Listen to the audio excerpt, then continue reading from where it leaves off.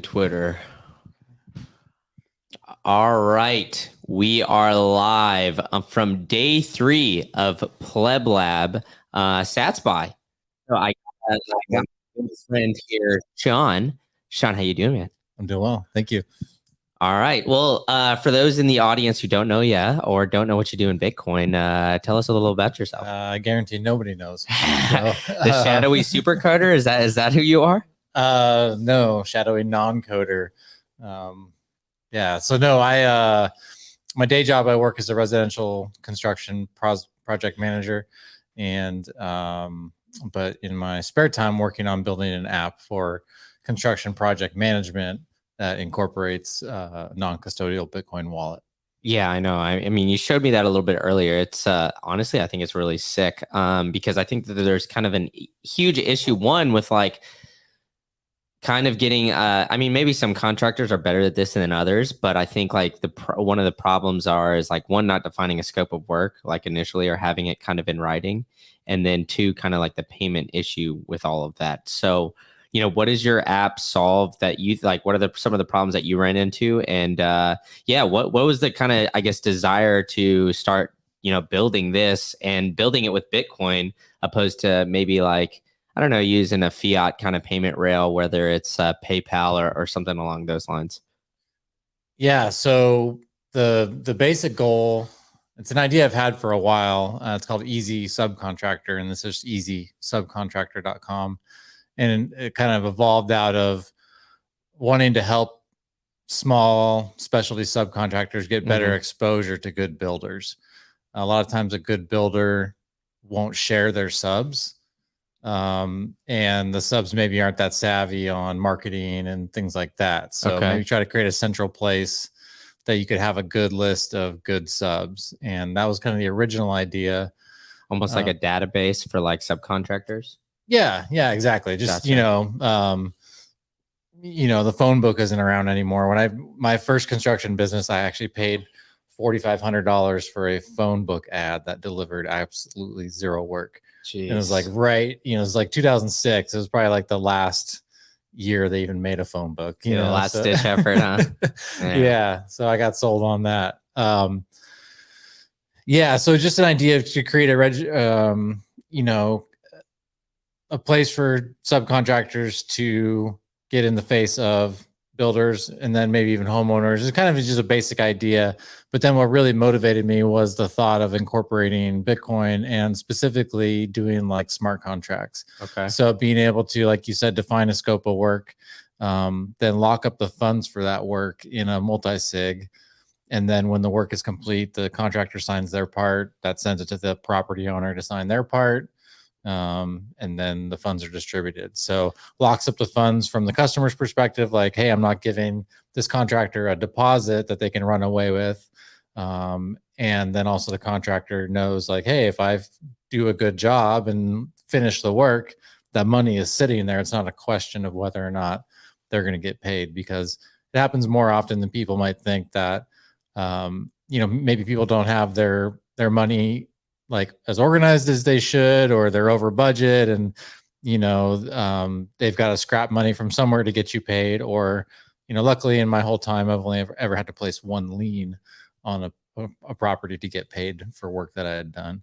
And then beyond that, also, I want the platform to be very simple, like just boiled down to as basic as it can be to effectively manage a project, no matter what member of the team you are. So if you're the property owner, you could kind of oversee. If you're a general contractor, managing subcontractors. If you're a subcontractor, managing your scope of work, and then maybe your, sometimes subs have subs. So it's whether you're managing your employees or your subs. It's kind of the overall idea, because really, I mean, at the base of it, construction is pretty simple. You're tracking a to-do list. Like there's things that need to be done. I mean, I guess you could say this for any project manager. No, but I think it's a little different too with like, construction and like kind of subcontractors and contractors in general, because like you said, it's in the name, it's a contract work, right? So it has to be kind of, I guess, laid out in the beginning as to, what the expectations are, so you guys are both on the same page. And I imagine that communication can get kind of muddied, in certain aspects too, like on both ends. Absolutely. And then not only that, it can be tough with payment. I imagine, I have one real estate property, so I mean, I'm not saying I'm a real estate expert by any means, but from speaking to other real estate investors, their biggest thing is if you find a good contractor that you can trust and can do the work and all that kind of stuff, like hold on to them, because I've heard a lot of horror stories of contractors who, kind of like you described, on the other side of the coin, where, maybe you give them money to go buy the goods previously, or like like before the job even starts, and then you never hear from that guy again.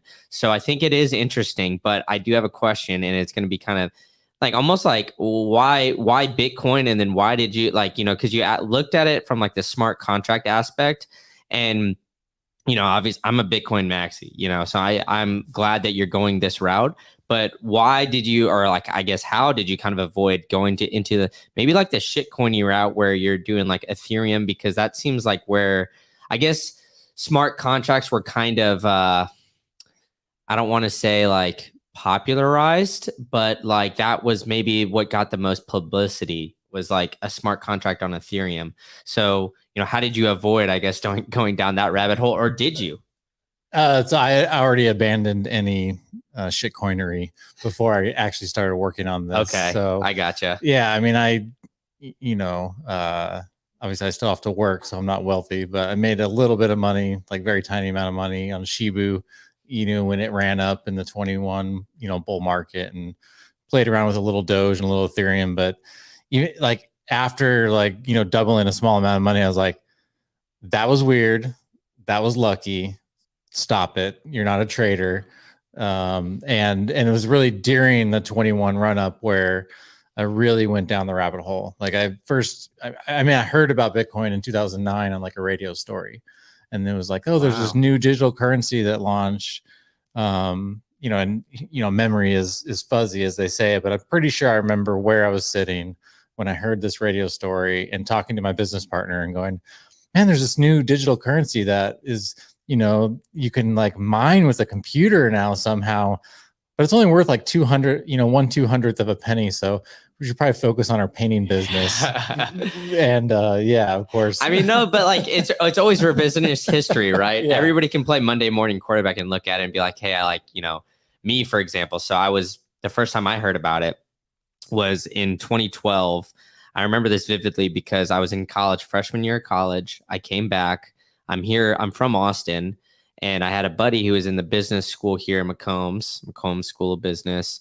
And we were doing, and I remember this vividly because it was like 2012, the world was supposed to end, right? That was the end of like the Mayan calendar or whatever it was. Maybe it was like the Aztecs or something. I don't remember, but no, it was December 21st. Yeah, that's right. Mic up. But yeah, sorry. Well, that date is really 2046 because of the unlucky days. Oh, now it is. We can go there if you want. Yeah, we can maybe go down that rabbit hole. But anyway, I remember this because me and my friends, like, I mean, his birthday was on the day that was supposed to be the last day of the year. And so, I mean, being a freshman in college, we use any excuse we can to get blackout drunk. Sure. So we got hammered. But before we got hammered, we went and we were talking to him, and he's like, yeah, dude, I don't know what it was, but we just had some presentation on Bitcoin, and I think this is the future. And I was like, oh, cool. And then that was really all we said about it. We didn't really get into it much. Then we proceeded to drink probably like Natty Light or whatever. And all his fraternity brothers were out of town. So we went and just, painted that frat house red, and just got absolutely blitzed. But I mean, I remember hearing about it then. And then I got graduated college. Or I was about to graduate college, and I heard one of my buddies, he's like, yeah, I'm working at this internship of this company. And this guy I know, he ended up, I don't know, turning in a little bit of money on Bitcoin into like $10 million or whatever it was. Like, it was a significant amount of money. So the guy retired at like 35. So I remember hearing that story, and it was like right before I graduated college. Then I graduated college, and what I did was I drove Uber a little bit while doing TA and all that kind of stuff. I'd use the Uber money, I'd go drive one night, and then I'd go spend about half of what I made on beer the next night. And I'd use the other half and I'd buy Bitcoin, but I was trading it because I was like, I need to make this go a little bit farther.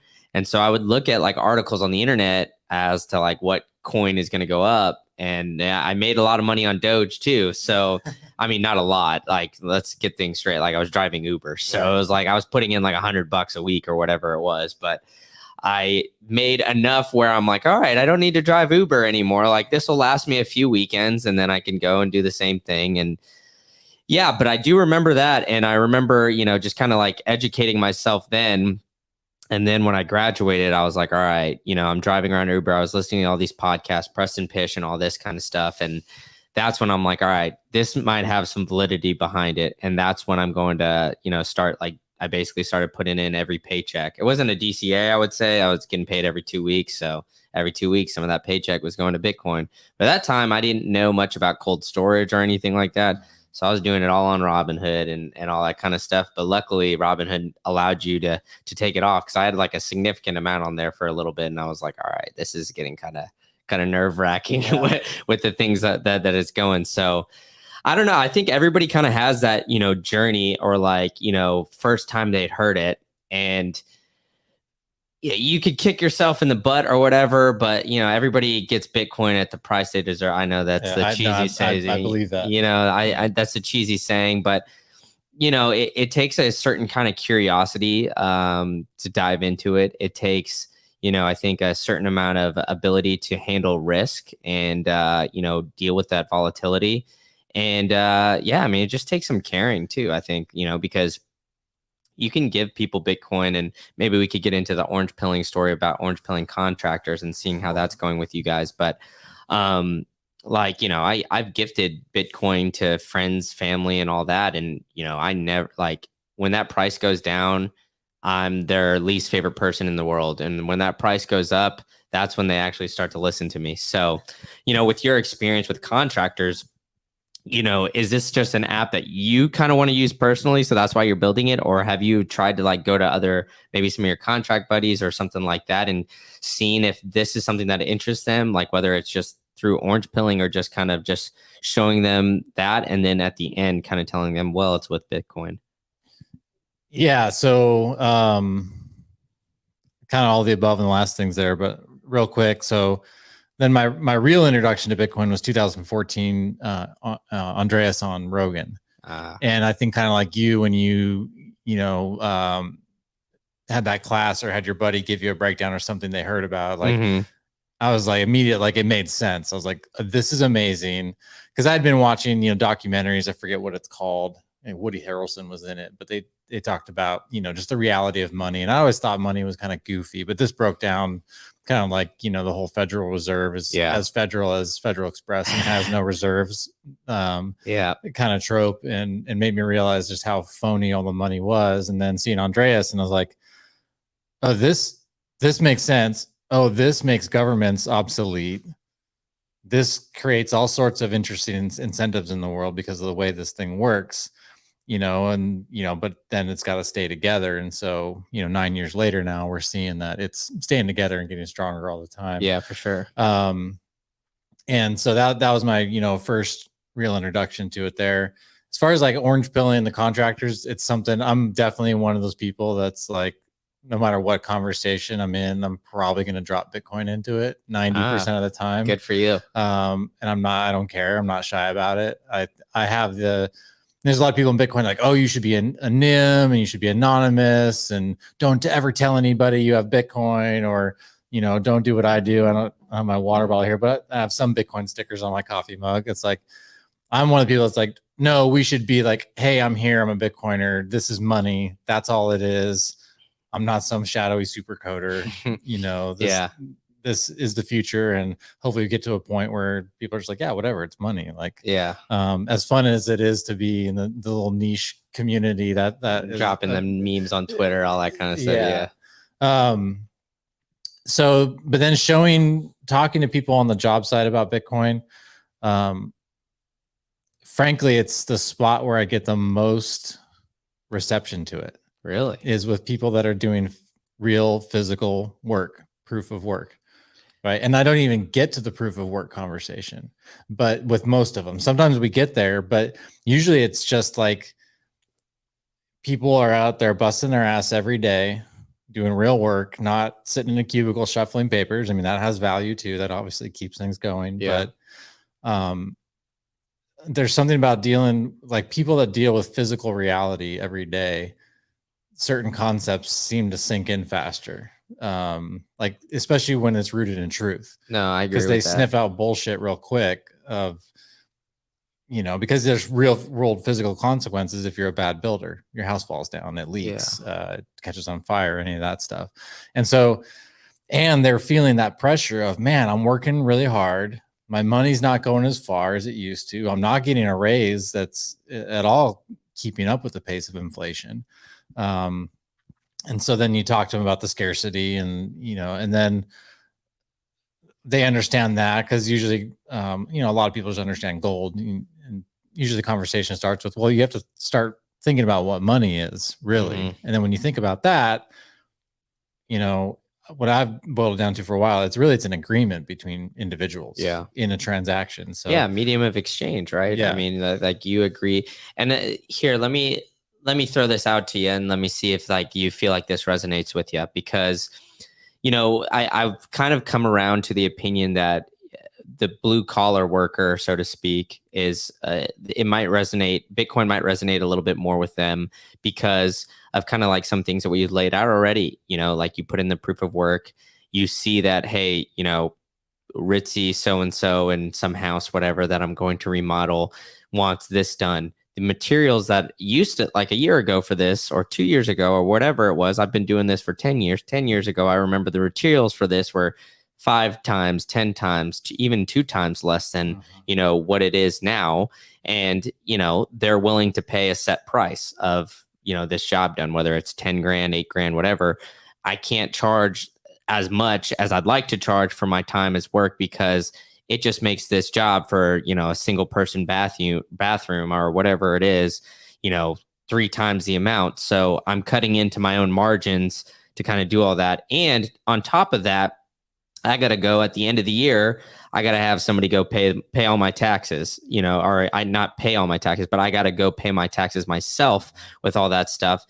My tax rate is going up because, you know, I'm doing all this, like, you know, I have to pay a bookkeeper, I have to do all this kind of stuff, and people want more money to you know, keep my books. People want to do this, they want to do that. So all the expenses around contracting is going up, where like the amount that people are going to pay for a certain job is not necessarily going up as quickly as everything else is going up. And, you know, it's exactly like you said, the proof of work, they're tired. They're like, you know, I'm sick of, you know, this tech bro over here bitching and complaining about how their, you know, raise of, you know, 6% on their $200,000, you know, whatever income that's secure and whatever. I'm sick of these guys complaining and wanting to work less, where I'm like out here and I'm working extra hours because I'm self-employed, grinding my ass off, you know, working for all this stuff, and the expenses around me are all going up. And so I think, like, as much as like Bitcoiners like to say, the proof of work, like the true like blue collar worker has been doing that proof of work for such a long time that they're just tired of it, man. They're just tired of like the inflation. And that's, you know, maybe it's like a mindset thing or what, but I think like at first I thought, because Bitcoin's like the money of the internet, so to speak, that it wouldn't really resonate with somebody who, you know, isn't, you know, balls deep in the internet. Yeah. But I think like for me, now that I'm kind of, you know, not only talking to you, but just kind of like reflecting on my Bitcoin journey and kind of, you know, all the things that I see going on in Bitcoin, I think that, you know, it might resonate with people who, I don't want to say like need it, like blue collar workers are struggling, because I think like the trades and everything are going to make a huge run back with, you know, all this stuff going on. But like people like that, you know, who like are actually putting in the work, opposed to like, you know, somebody who's sitting behind a computer just, you know, working like 3-4 hours, you know, going to the water cooler, just kind of chatting, like very relaxed, where it's like, hey, like, you know, if somebody comes to your job site and they see you not working for like 20 minutes or taking a lunch break, they're like, dude, what the hell? I'm paying you to do this, you know? So I don't know. That was kind of a long-winded Yeah, rant, but do you think that that kind of like resonates with like the crowd that you're talking to, where like that proof of work, even though you don't even get to that aspect, right, they just understand that, you know, the current system's just fucked. So, and it's screwing them more than anybody else. yeah, I think, you know, because also one of the things I first start with is like, you know, okay, one, you got to start with what you think about money. Okay, now next, understand their role. You know, and shouts out to Parker Lewis. I take this phrase from him, like, I think what he says precisely is all value in Bitcoin derives from the fact that there will ever be 21 million, is a kind of phrase. And I don't say that exactly to people, but I say, hey, there will only ever be 21 million. And by the way, did you know that about over 40% of the money that our government's ever printed was printed during COVID? And nobody has known that. Yeah. I mean, it's like 60%, I think, isn't it? Yeah, that's why I said over 40, because I was actually thinking, I think it's like 50 now. Yeah. Yeah, it might have been. And we're about to, you know, create some more probably. Exactly. And so that resonates with people with guys real quick. And then I, you know, break down like, you know, this, and usually you can point to the house we're working on. Like, this house was worth X a year ago and it's worth now. Well, the house isn't worth more. The money's worthless. Yeah. And it's worth less and worthless all at the same time. It's the same house. The job that you did 5 years ago or whatever, nobody's gone in and redone that. You know, maybe some grout's coming up, or there's some like, you know, it needs to be redone or something like that. But the value of the house has gone up by $100,000 or, you know, whatever it is. So, and I think on what you're talking about a contractor not getting pricing, you know, like, oh, I used to charge this much for this job. I feel like I can't charge more. I'm just going to eat it on the materials. I think that's true. And I think the reason is that a lot of times, especially if you're kind of a small owner operator that maybe didn't have any other business experience. Like, before I got into construction, I sold cars for 5 years. mm-hmm. So I'm very comfortable in understanding and building value in a product and not being afraid to ask for money. Yeah, negotiating too. Yeah. And it's even easier in construction because I don't negotiate on my bids. Good. People are like, well, that's a tactic of negotiation, not negotiate, right? Thank you. It is. Yeah. It's, you know, they're like, well, you know, I mean, well, what's your best price? I'm like, this is my best price. Like, we can talk about doing less work. Yeah. Like, I have a well-defined scope of work that I gave you. So do you not want that custom finish? Do you want the more utilitarian and commercial, you know, looking thing, or do you want the custom? Yeah. Do you want us to do the cheaper handrail versus the, you know, the one that you said you wanted? Yeah. And then people are like, what? I'm like, yeah, no, I wasn't guessing. Yeah. I made this price based on understanding my costs. And so that's kind of where I'm able to get back to, a lot of times contractors, it's not that they're not smart. It's just that maybe they're a little shy about asking for money, or they're not putting in the time to stay on top of repricing their work, or even properly pricing that work, because they've always just kind of bid from the hip and then figured it out afterwards, versus sitting down, doing a very thorough bid, understanding your current cost of materials, and then marking up from there, instead of just like, oh, this feels like a $5,000 job, when the materials you're going to use on this one may have gone up 30% in the past three months, which we saw. Yeah. Well, I mean, I don't even know if it's that, where it's like they're not, you know, I mean, probably know better than me, but what I would think is like, you know, some of these guys too, they're like you said, kind of giving quotes out by the hip, kind of just sort of thing. And their biggest fear is losing that job and then not being able to put food on the table. You know, they maybe they need that job, you know, in order to eat. And so it's like the more of the fear of being self-employed. Do you think that's maybe the case? Or do you think, like, you know, kind of like what you were saying earlier, where it was like, you know, just people just not necessarily know their numbers? I think it's both. I think they don't know the numbers and they're afraid of that. And I mean, it's scary, dude. It's to be an entrepreneur, especially like in a trying to, I mean, it's easy to go in when you got, you know, a big backboard and all that stuff. But, you know, in a time like this, when, you know, maybe people aren't remodeling their homes as much or whatever, it's scary. Yeah. I think a lot of small guys, especially, they're actually just going out of business one job at a time, and they just don't know it until it hits them, until they really get behind the 8 ball. because maybe you've got good cash flow and you can kind of keep things moving until it all catches up with you. And I've been in that boat and then clawed my way out of it after learning the lessons. And and I got to the point where I would just tell customers straight up, I was like, I can stay at home and make no money. Like, no, no, I'm not going to do that. Or, you just more of a joke, or, you say to another contractor or somebody you've got rapport with, but I get what you're saying though. You're like, hey, like I've had this situation with like my Airbnb business too, where I'm like, hey, like, we had a contract.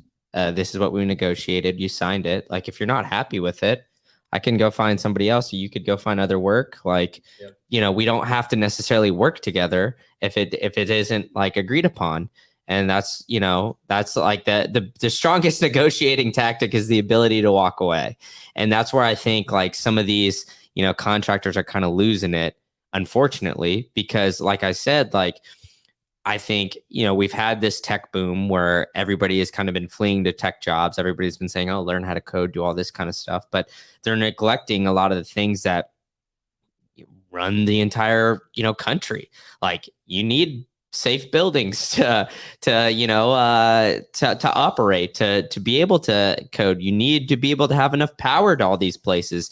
You need to be able to have air conditioning in very hot temperate climates so people can be comfortable. Like, you need all these things that I think that a lot of people have just realized that we've gotten spoiled for so long that not enough people are like working in that. And so well, we've devalued the trades too. Exactly. Like, oh, if you're working with your hands, you failed somehow. It's like, what are you talking about? Like, do you realize the built environment you move around in every day and you just take that for granted? Like, 100%. A person put that outlet there that we're looking at, right? Like, somebody painted this wall. Somebody put together this whole space that we're in, I mean, exactly. Like, even if like the building's old or whatever, it still needs to be maintained, right? I mean, and it's, we were talking a little bit earlier too. It's like, all right, well, we're setting up for a hackathon and you're like, well, I could drill into like a 10-inch wall, a 10-inch thick concrete wall to put up this sign if we need to do it, because, you have those skills where it's like, like you said, it's a shame what's happened to the trades, because, I just like, if you've been trying to remodel your home or do some kind of work in the past like 2 years, it's been very hard to like get a contractor where it's like, hey, like, I'm ready to go tomorrow. You basically have contractors that are waiting like 3-4 months out. And then like, you never know what's going to happen at that point. Like, is the guy going to cancel on you, find a better paying job or what? Like, so, I mean, it's good for those good contractors who have kind of been able to manage that, but it's bad for like the end consumer. And the problem is the end consumer, because we've been devaluing it. So exactly, we think labor is the same as a soccer ball made in China on the shelf at Walmart. That there's just an endless supply of it, and it's not that you're not going to find good person that's available tomorrow, but usually you don't want the contractor that's available tomorrow. Yeah, because the one that's worth it is booked out. Like, I know when I was doing my specialty, it was in the busy times is usually like, I'm 2 months out. Yeah. Like, if you said yes today, I'm 2 months out, and we're 2 weeks away at least from you saying yes, because I've got to visit your project, get you a bid. You got to make a decision and get back to me. Oh, and I have 5 other bids out. So by the time you say yes, we could be looking at 3-4 months, few extra weeks on that during the peak times. But the devaluing of the labor, and just to pontificate on it, I think comes from the availability of cheap money. 100%. Now you've got a bunch of money chasing limited labor, which then creates all sorts of perverse incentives for people to make a quick buck, and they're not worried about doing work as well as they might, because, hey, I've got all the work I can handle coming in, and I'm getting paid for this stuff, and I'm moving on to the next one, and and there's no repercussions. And so it's one, society has devalued the trades and people that do manual work, and then through that, then you've also got just less people drawn to that. And then people that are in it are stretched. I'm just kind of rambling here, but it's just not a healthy thing where we've like, cultures used to value building a cathedral. Yeah. And they knew it was going to take hundreds of years. And the people doing the work, they were like, this is my stone and I'm building a cathedral, like this is, or this you is had amazing. like, you had like teams of, or like hundreds of people working on these things, right? I mean, it was like all collective where it's like that. But I mean, I agree with you 100%. Like that just really resonated with me where you said, the cheap money, right? Because like I was saying, like maybe the trades, like how much you could charge for this and that, like it takes a couple weeks. Well, in a couple weeks, I could jump from one tech job to another tech job and make like 60 grand more a year because like I'm having Meta bid against Amazon or some shit like that, where it's like, all right, all I have to do is like sit behind a computer and then work like 20, 25 hours a week, but we'll call it 40. And, here we are. And, it's really unfortunate, but I think, as we're kind of coming into this, whether we're in a recession or not, it's beside the point. We're going to be in tough economic times, here in the next year or so. And I think because of that, because of what we've seen in housing and all these other things, a reversion back towards the trades, I think, would just be healthy for the country as a whole. But, like I said, I appreciate what you're doing and bringing in Bitcoin with them. I think like, would really resonate with that because like you said, it's like these jobs that you put in the proof of work, like the blue collar real guys, like, they seem to get it a little bit quicker than these tech bros who are just in it to make another quick buck. And back to that real quick, something I forgot to get to is a lot of the people I work with send money home via remittance. Oh yeah. And that's when I'm like, hey, do you send money home? And they're like, yeah. And I said, what's your cost? And it's usually about 10% because they're sending $100, $200. And if you go to Western Union, that's about what it is for a small amount. But I did some research on this. It's about $350 billion of remittances worldwide per year, 30 billion in fees on that. So that's 30 billion of labor, mostly that's just getting skimmed off the top of that. And when I tell them like, you could send this instantly without having to go somewhere, without any identification to your family at home for, a penny if it's done on Lightning. Yeah. And instantly.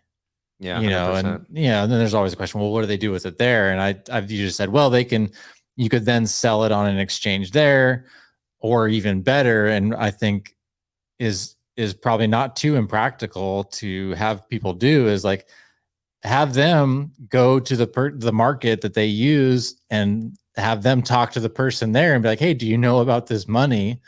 And just like I just gave, and usually I'm giving these guys some, like I have them download Moon Wallet and I zap them, 1,000, 5,000 sats, whatever it is on Lightning. And then they have it and they're blown away. And I'm like, boom. I was like, that was me to you, direct peer-to-peer money without anybody's permission. Notice you didn't even have to put an email or a phone number, give your identification, and you've got money. And they're like, what? Yeah. I mean, it's it click. Yeah. And like, and now you could send that home right now for basically free. Yeah. And then in those communities at home, I think there's probably a better chance in a lot of like more rural, undeveloped areas. It's a smaller community. They know the person that they go buy and their goods from, and they can go and start having those conversations there if they aren't already. Yeah. Because in talking to a lot of the Latinos that I work with, El Salvador is very popular with them. Everybody's aware of it and talking about it. Yeah. And people are going back there now, as we know. Yeah, I know. And I mean, they're really cleaning it up and doing great stuff out there. But dude, I appreciate you coming in here, Sean. And man. Once you build out this app and stuff, maybe we'll get a demo or something like that, or maybe we can show a little demo here tomorrow or something like that. I think tomorrow I'm gonna talk a little bit longer, maybe an all day thing. I don't know, but dude, thanks for coming in.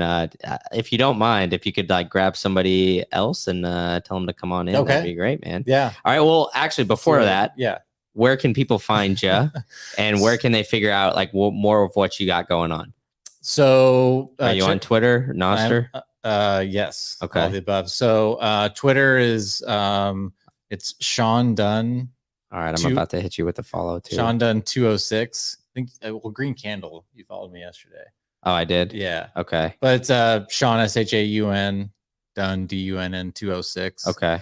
I'm on the Noster. My Noster pub key is in my Twitter profile. easysubcontractor.com. Sean Dunn 206. Yeah, SHAUN. Oh, SH. Man, there's too many ways to SHAUN. AUN. Yeah. Oh man. Jeez. DUNN 206. Shout out Sean Dunn 206. Yeah, and there we go. I hit him with a little shout out. So everybody go follow him if you're following along the stream or watching it after the fact. Great stuff, man. Yeah, shout out to blue collar workers, man. Let's get that going. I know that there's the blue collar Bitcoin show and stuff like that. So shout out to those guys too. So yeah, man. All right. Well, if you could go grab somebody else. I think there was a new guy that just walked in with like a voltage hat. Doug? Yeah, I want to say Doug. Yeah. Okay. Yeah, grab Doug. All right, I'll grab Doug. All right, man. All right, better y'all.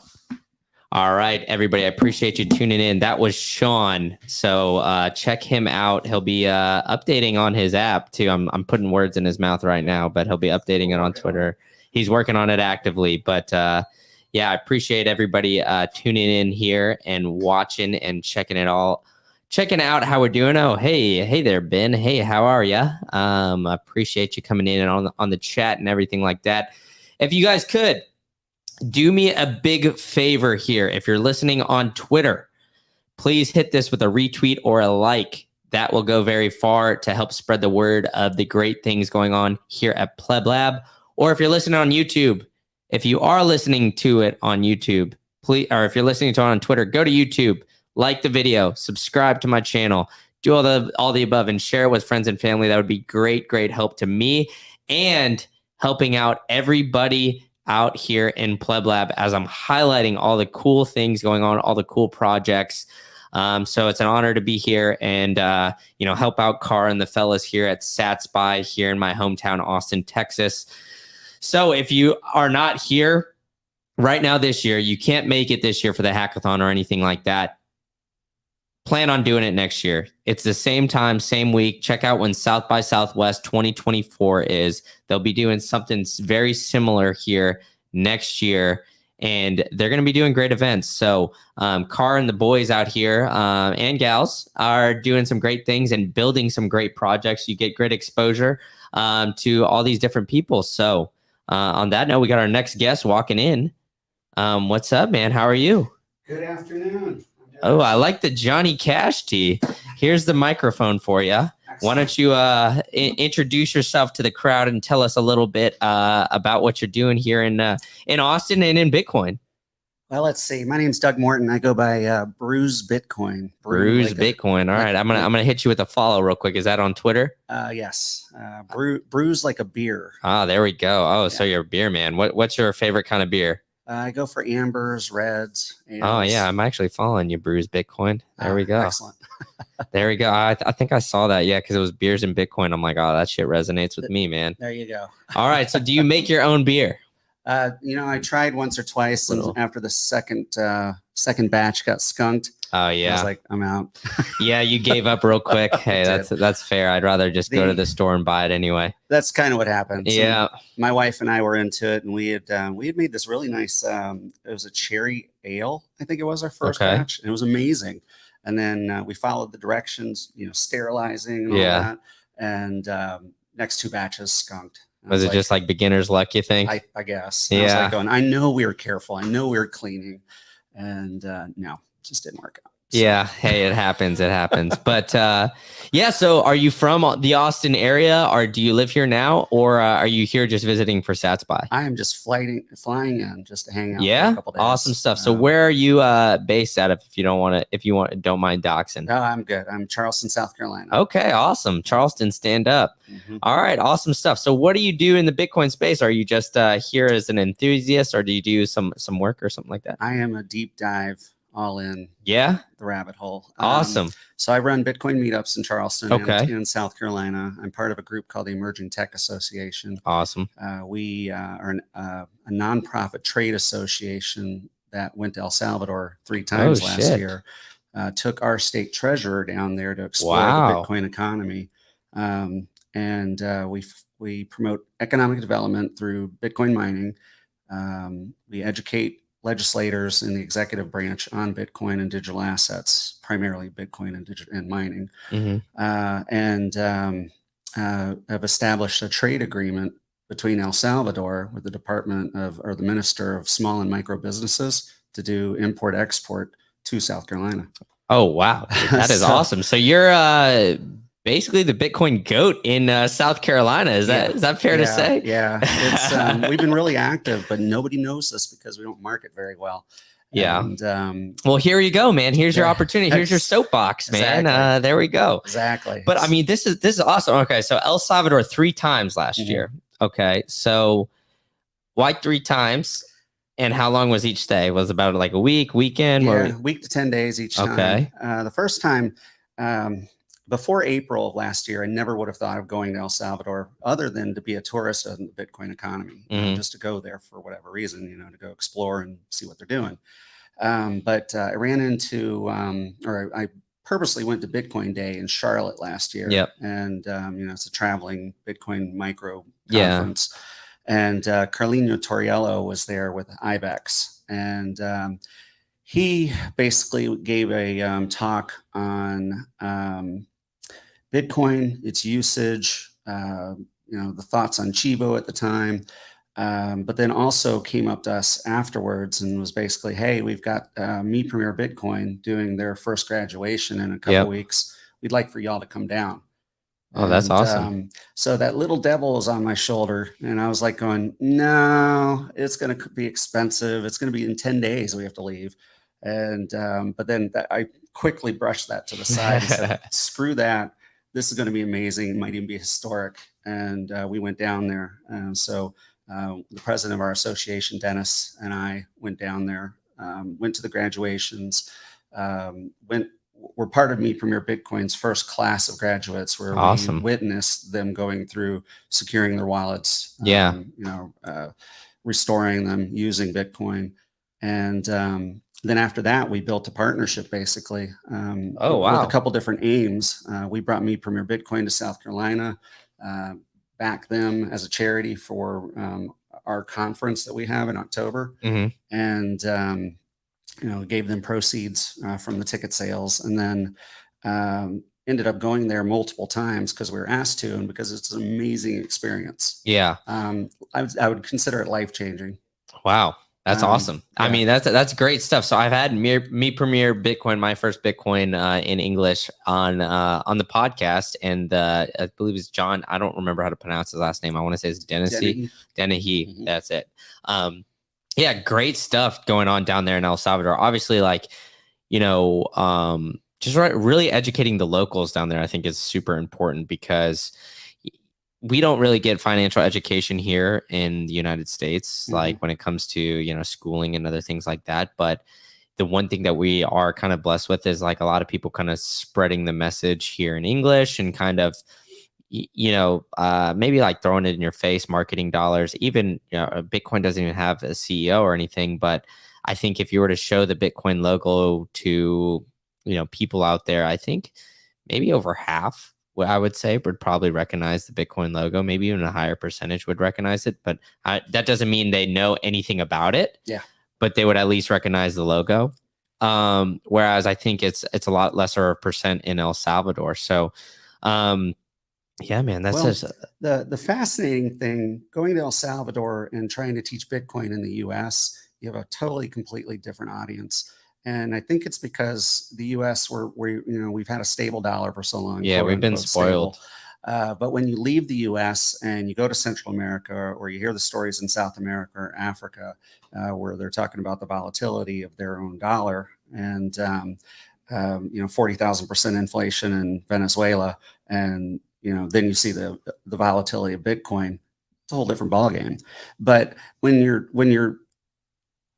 in a community in El Salvador, the amazing thing that's going on is they've cleaned up the gangs. They've made it a safer place. The people actually believe it's safer now. And you know, where we're here and we don't see the armed guards out in the street guarding a business. Where in El Salvador, every block there's somebody with a shotgun. And you know, who are we to judge when they're arresting 80,000 gang members in this country that has been number one murder capital of the world? Yeah.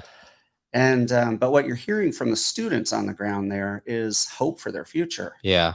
And they want the information. They want to succeed. They want to, grow their economy to better their family's future, where they were just worried about if they were going to make it through the day 2 years ago. No, I hear you 100% on that. And, say what you want about like Bukele's tactics or anything like that. But at the end of the day, I think, it was a country that, like you said, was, there's no really great way to put it other than, I guess you could say, down, I don't know, but it was a third world country essentially, right? I mean, in a third world country is not going to change overnight, which I think, the Bitcoin bears, especially on Twitter, like that kind of go at El Salvador. One, they would have never talked about El Salvador before any of this happened and ever even paid attention.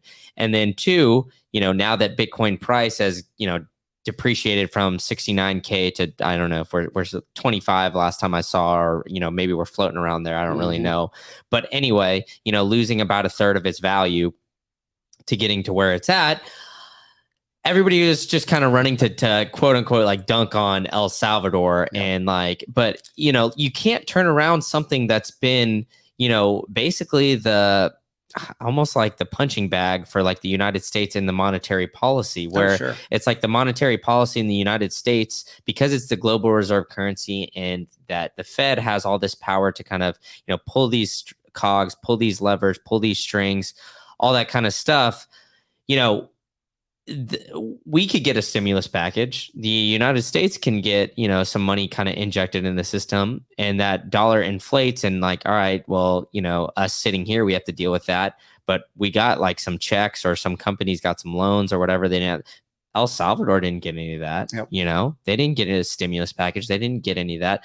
The only country really getting any kind of relief these days is Ukraine. And so like those, El Salvador just really suffers from all that, and the monetary system is designed to keep them down. So the way that El Salvador is kind of going away from that, and using his maybe violent tactics, but at the end of the day, these guys have been sort of like the gang members and whatnot. Have been running that country for quite some time.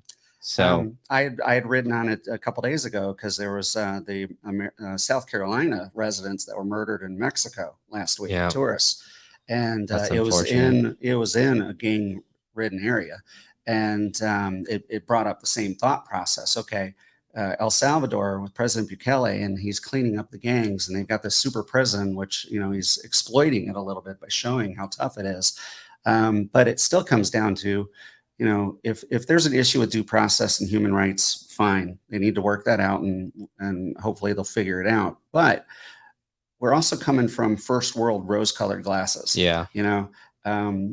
Murder capital of the world, where you're paying 30% of your income to leave your house and come back. 30% of your income as extortion to get into your house, protection money to the gangs. I mean, we don't do that here. So who are we to judge how the quality of life there is so bad? No, 100%. I don't know if you heard this story about El Chapo's son getting arrested. Did you hear about that? I remember hearing bits about it. But, so for those who in the audience who may not have heard of that, but El Chapo, obviously, one of the biggest cocaine drug lords ever. He's in jail right now in the United States. But his son got arrested twice in Mexico and was under Mexican custody. The first time, the cartel just threatened to say that, you better release him or we're going to threat violence. And the government just let him go. They're like, all right, we don't want the smoke. All right, we're getting out of here. The second time, they're like, all right, no, like we're going to try to call your bluff. And it's been basically a bloodbath war with, the drug cartels and, the Mexican army. And it's almost like, that's as close to like a civil war as you can get. So, at the end of the day, like with these tactics, like you said, like who are we to really judge? Because in the United States, we don't have to worry about that, right? I mean, like people are kind of like afraid of losing their freedom enough where, I mean, there's plenty to blame here. Yeah, I mean, for-profit prisons. Yeah. I mean, there is violence and other stuff like that, but like at the end of the day, I was just watching Cocaine Cowboys on Netflix. So if you haven't watched that, you should tune in. But essentially in Miami, they were like paying off people to get out of the prisons and whatever.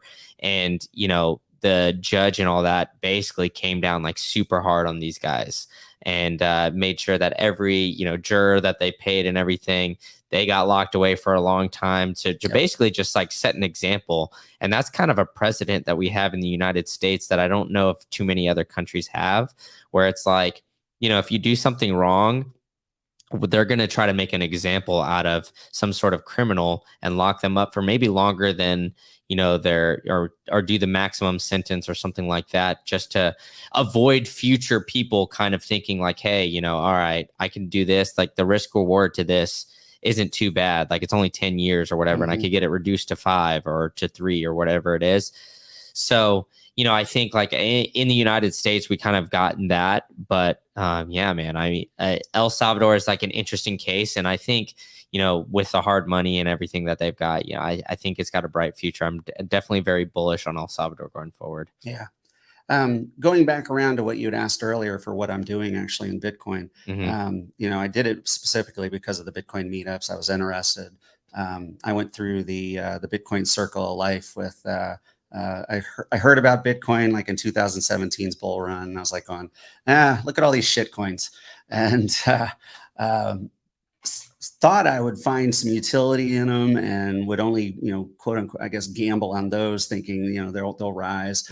Quickly, went that circle, got wrecked, and then started learning about Bitcoin. Yeah. And so the circle of life, man. It exactly. happens. Yeah. So 3 to 4 years after that, 21 comes around, and I went to Bitcoin Miami, and in the was it the Art District location they had it 2 years or 3 years ago, and so I was there with the President Bukele had put the announcement they're going to make Bitcoin legal tender, and at that point, my background, I've been in point of sale retail systems for 15 years.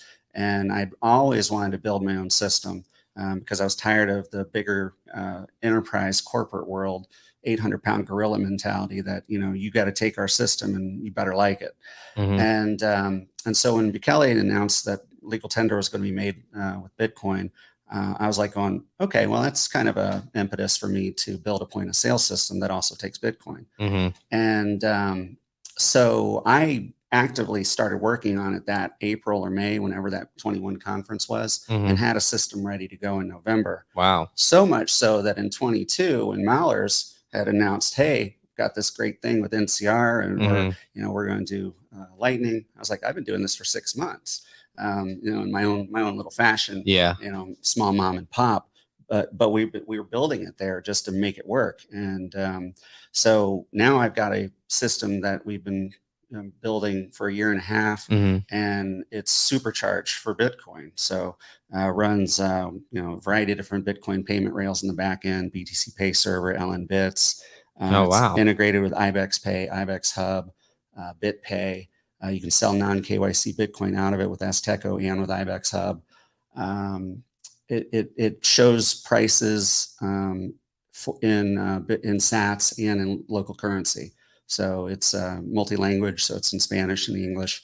It's got other languages available, but we haven't converted those for Bitcoin usage. This is going to sound weird. Were you at BitBlock Boom in August?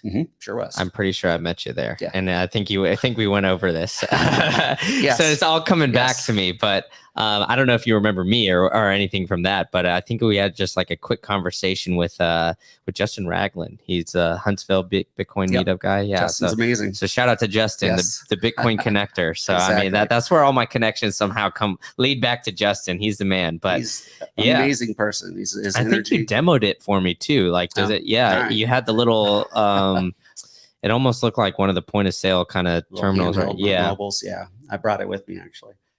For what I'm doing on Friday. Awesome. But, yeah. Startup Days Friday. Yeah, so I think for I think Friday, I don't know. I'm trying to decide what I'm gonna do for the startup day, but I might have you all you guys go up and do the demos and kind of do your little pitch and whatnot, and then as you guys finish, you just kind of cycle in and almost do the same thing here where it's live streamed. So yeah, I don't know. We'll have I guess stay tuned here for those listening that we might get an actual demo of it here on Friday live. Yeah, if you're down for that. Yep, definitely. But it's because I'm doing a product announcement. So I mean, it's been in beta test for a year at a variety of my customers. My long-term customers, I had it installed at a variety of them, and it's fast, it's intuitive. It's kind of old school with its design, and so one of my new things on the roadmap is a UI UX redesign and possibly a rebranding, because the name is it's not the most artistic. It's BTC Retail X, which it was Bitcoin retail with the X being a crossover into traditional retail. Because it also takes credit cards. I do remember that. Yeah. So, but it's a working system and it works great. Version 1.0 we'll release it on Friday at this there we go announcement at PlebLab. And man, sneak peek for those tuning in a couple days early. But I mean, that's what I'm saying, dude, is like this, this is what gets me jacked up about being here.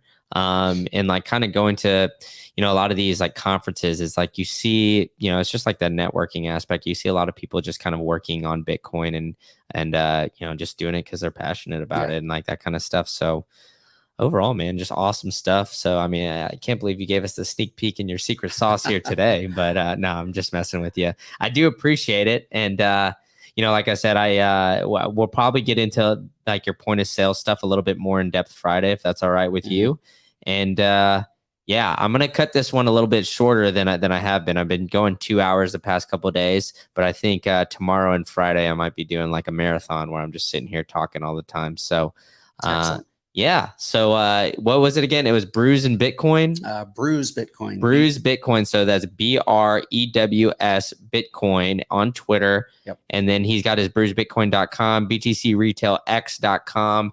And be looking out for the announcement. He'll come in and provide a little bit more in-depth of what he's doing here Friday. So like this video, subscribe to the channel, retweet it, and follow PlebLab, follow all the stuff that they're doing out there. And Doug, man, thanks so much for coming in. Thank you very much for having me. It was a pleasure. All right, man, let's wrap it up.